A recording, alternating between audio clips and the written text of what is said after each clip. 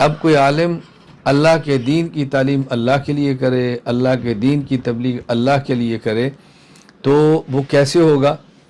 اس کے لیے ضروری ہے کہ اپنا تزکیہ، اپنی اصلاح، اپنی تربیت یہ کرے تاکہ وہ اللہ کا کام اللہ کے لیے کرنے والا بن جائے۔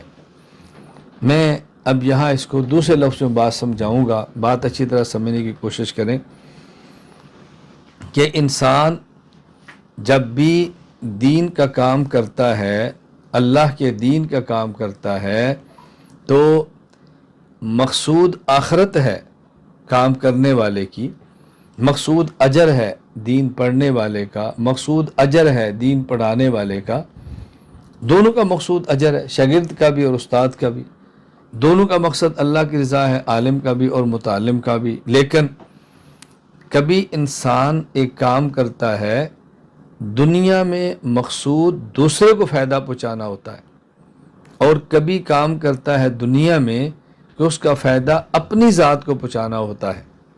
میں اس کی مثال دیتا ہوں۔ قاری صاحب قرآن کریم بچوں کو پڑھاتے ہیں، مقصد تو اللہ کی رضا ہے، لیکن قرآن کریم اس لیے نہیں پڑھا رہے کہ قاری صاحب کو یاد ہو جائے، اس لیے پڑھا رہے ہیں تاکہ بچے کو قرآن پڑھنا آ جائے، تاکہ قرآن پڑھنے والے کو قرآن پڑھنا آ جائے۔ مولانا صاحب بیان فرماتے ہیں تو اس لیے بیان نہیں فرماتے کہ ان کو مسئلہ آ جائے، اس لیے بیان فرماتے ہیں کہ لوگوں کو مسئلہ سمجھ آ جائے، اس لیے تقریر فرماتے ہیں کہ لوگوں کو دین کا پتہ چل جائے۔ بات اچھی طرح ذہن نشین فرما لیں کہ انسان بعض کام ایسے کرتا ہے جو دوسروں کے لیے کرتا ہے کہ نفع دوسروں کو، اور بعض کام ایسے جو بندہ کرتا ہے دوسروں کے لیے نہیں، صرف اپنی ذات کے لیے۔ ابھی آپ حضرات نے مغرب کی نماز پڑھی ہے، اور اب دیکھیں مغرب کی نماز امام نے پڑھائی ہے، اب جب یہ جماعت کراتا ہے تو اس لیے نہیں کہ میں نماز پڑھ رہا ہوں، اس لیے کہ میں لوگوں کو پڑھا رہا ہوں۔ لیکن جب جماعت ختم ہو جاتی ہے، سلام ہو گیا، دعا ہو گیا، اس کے بعد اب 2 سنت اور اوابین کے 6 نفل ہیں۔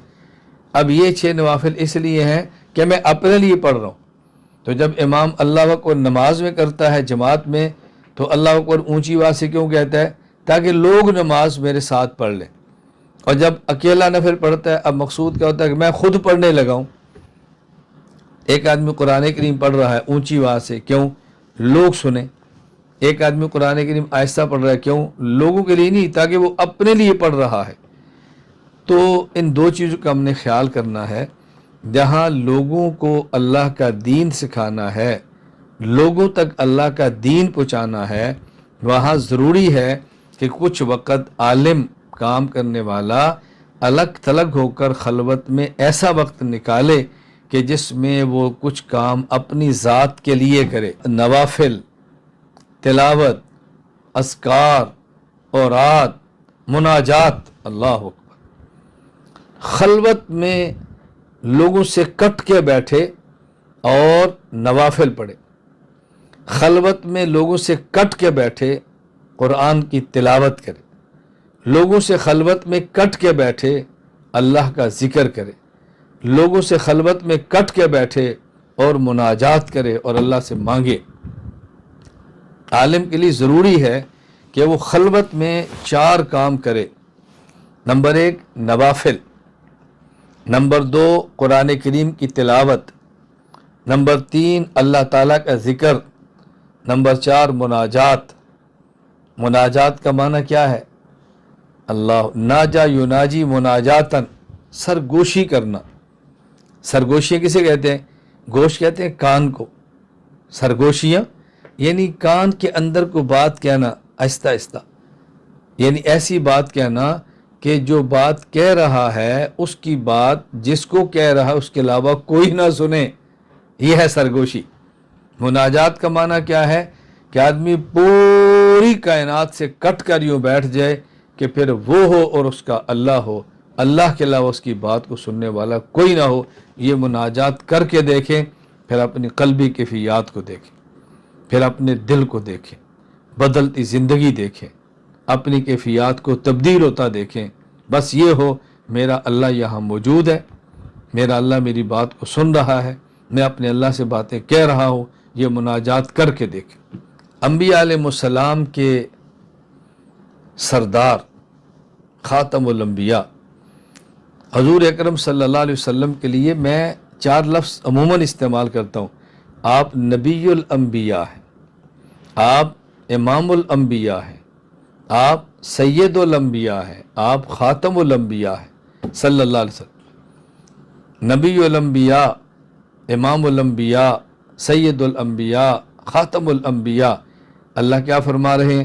یا ایہا المزمل قم اللیل الا قلیلا نصفہ او انقص منہ قلیلا او زد علیہ ورتل القرآن ترتیلا سنلقی علیک قولا ثقیلا ان ناشئۃ اللیل ہی اشد وطئا واقوم قیلا ان لک فی النہار سبحا طویلا واذکر اسم ربک وتبتل الیہ تبتیلا۔ اللہ اپنے پیغمبر کو فرما رہے ہیں، میرے پیغمبر رات کو کھڑے ہوں، رات کو کھڑے ہوں اور کیا کرو؟ ورتل القرآن ترتیلا، قرآن کریم کو ٹھہر کے تجوید کے ساتھ پڑھو۔ میں نے آپ سے کہا نا کتنے کام ہیں؟ 4 کام۔ نمبر 1 نوافل، قم اللیل الا قلیلا، قیام اللیل، تہجد۔ نمبر 2 قرآن کریم کی تلاوت، ورتل القرآن ترتیلا۔ نمبر 3 ذکر اللہ۔ اللہ فرما رہے ہیں، اللہ خود فرما رہے ہیں اپنے پیغمبر کو، واذکر اسم ربک، اپنے اللہ کا نام لو۔ اور یہاں عجیب بات ہے، اللہ پر نہیں فرمایا اذکر ربک، فرمایا اذکر اسم ربک، اپنے رب کو یاد نہیں، اپنے رب کا نام لو، اپنے رب کا نام لو۔ اسے کہتے ہیں اسم، اللہ اللہ اللہ۔ قد افلح من تزکا وذکر اسم ربہ فصلی، قد افلح من تزکا وذکر اسم ربہ فصلی۔ یہ نہیں فرمایا قد افلح من تزکا وذکر ربک وذکر اسم ربی۔ آپ اٹھائیں تفاسیر، مفتی محمد شفیع صاحب رحمہ اللہ کے دیکھ لیں، فرمایا اس سے اسم ذات کا ذکر ثابت ہو رہا ہے، اللہ کے نام کا۔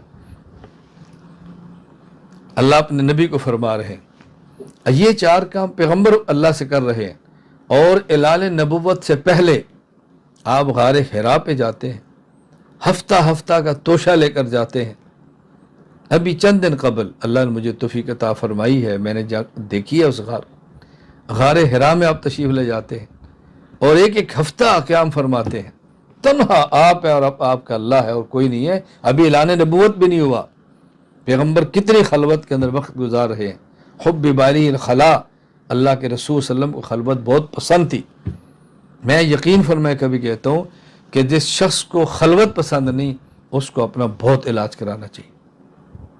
میں اللہ کا شکر ادا کرتا ہوں، اللہ کا جتنا شکر ادا کروں کم ہے۔ الحمدللہ مجھے خلوت سے وحشت نہیں ہوتی، لذت آتی ہے۔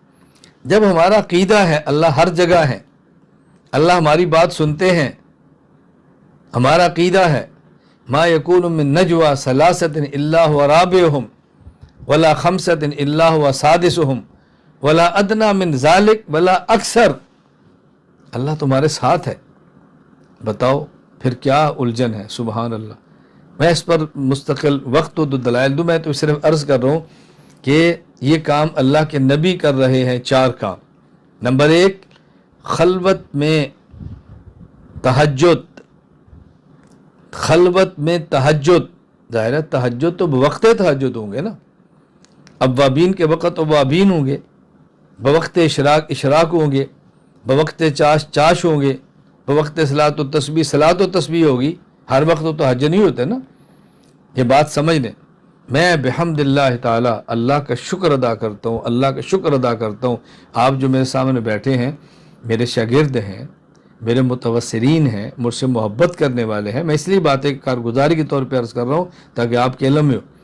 سال ہر سال سے بحمدللہ میرا معمول ہے، میرے تہجد بھی چل رہے ہیں، الحمدللہ اشراق بھی چل رہے ہیں، چاش بھی چل رہے ہیں، اوابین بھی چل رہے ہیں، اور عرصہ دراز سے یومیہ بحمدللہ تعالی 1000 بار دروشی بھی پڑھ لیتا ہوں، یومیہ اسماء حسنہ بھی پڑھ لیتا ہوں، یومیہ 13 تسبیحات کا ذکر بھی کر لیتا ہوں، یومیہ قرآن کریم کی تلاوت بھی کر لیتا ہوں، یومیہ تہجد میں تلاوت بھی کرتا ہوں، یوم اشراق و چاشت کے اندر بھی تلاوت کرتا ہوں، اور باقی سارے کام کرتے ہوئے کوئی ایک کام بھی میرا سے متاثر نہیں ہوتا۔ یہ میں اس لیے عرض کر رہا ہوں کہ آپ کا ایک ذہن بنے۔ میں کئی بار جو اساتذہ کرام مرکز کے ہیں، جو میرے قریب رہتے ہیں، اچھی طرح جانتے ہیں، اور میں کئی بار عرض کیا کرتا ہوں کہ میں بہت ساری اپنی باتیں اس لیے عرض کرتا ہوں کہ آج کل ہمارا ایک ذہن بنتا جا رہا ہے، اب وہ لوگ کہاں گئے جو تہجد پڑھتے تھے، اب وہ کہاں گئے جو نفل پڑھتے تھے، اب وہ کہاں گئے جو اتنا ذکر کرتے تھے، اب وہ کہاں گئے جو اتنا اب ہو ہی نہیں سکتا، اب ہو ہی نہیں سکتا۔ یہ مزاج اگر آپ نے کبھی اس کا مشاہدہ کرنا ہو، اللہ کرے کو ایسا وقت ملے کہ آپ میرے ساتھ سفر میں حضر میں رہیں، مرکز کے ساتھ تو جانتے ہیں میرے ساتھ رہے ہیں، آپ کا سفر یہ حضر میرے ساتھ گزرے تو آپ کو اندازہ ہو کہ کام ہو سکتا ہے یا نہیں ہو سکتا، تازہ دم ہو کیسا ہو سکتا ہے۔ میں سمجھا یہ رہا ہوں کہ رسول اکرم صلی اللہ علیہ وسلم خاتم الانبیاء ہیں، آپ آخری نبی ہیں، آخری نبی ہیں۔ تو جب آپ یہ کام فرماتے تو ہم نے بھی کرنے ہیں۔ اب عالم نے کچھ وقت نکال کے یہ 4 کام کرنے ہیں۔ نمبر 1 نوافل، نمبر 2 قرآن کی تلاوت، نمبر 3 اللہ کا ذکر، نمبر 4 مناجات۔ میں اور آپ آج نیت کر لیں، ہم انشاءاللہ العزیز نوافل ادا کریں گے۔ ہم عالم ہیں، قوم کے رہنما ہیں آپ لوگ۔ میں ابھی چند دن قبل کی بات ہے، سعودی عرب ریاض میں ایک جگہ ہماری علمی گفتگو چل رہی تھی، تو رات تقریباً 12 بج گئے، اور اس کے بعد اہل مجلس سے میں نے مزاحاً کہا بھائی اب آپ لوگ تشریف لے جائیں۔ 12 نہیں، 12 سے بھی زیادہ، غالباً 12:30 پونے 1 ہو گئے ہوں گے۔ تو میں نے کہا میری اب چلے جائیں۔ تو پھر میں نے مزاحاً کہا، میں نے کہا میرے اور آپ کے درمیان فرق یہ ہے کہ آپ نے یقیناً تہجد نہیں پڑھنے اور میں نے یقیناً پڑھنے ہیں۔ آپ کو اس لیے اندازہ نہیں ہو رہا کہ اگر آپ کو یہ پتا ہو کہ 1 بجے سو کر ہم نے 2:45 اٹھنا ہے تو آپ خود ہی کہو گے استاد جی اجازت ہے، کیونکہ آپ نے سونا ہے اور نماز کے لیے اٹھنا ہے اور میں نے تہجد کے لیے اٹھنا ہے۔ اس لیے میں آپ سے کہہ رہا ہوں اگر الگ تھلگ ہو جائے تو اچھا نہیں ہے۔ تو میں نے مزاحن کہا، میں یہ باتیں صرف اس لیے عرض کر رہا ہوں کہ آپ علماء ہیں، آپ علماء ہیں، میں اور آپ جیسے کیسے بھی عالم ہیں، کسی بھی درجے کے عالم ہیں، لوگوں کو لے کر ہم نے چلنا ہے۔ تو نمبر 1 تہجد، اشراق، چاشت، اوابین، اور کبھی کبھی صلاۃ و تسبیح، اس کا اہتمام کریں۔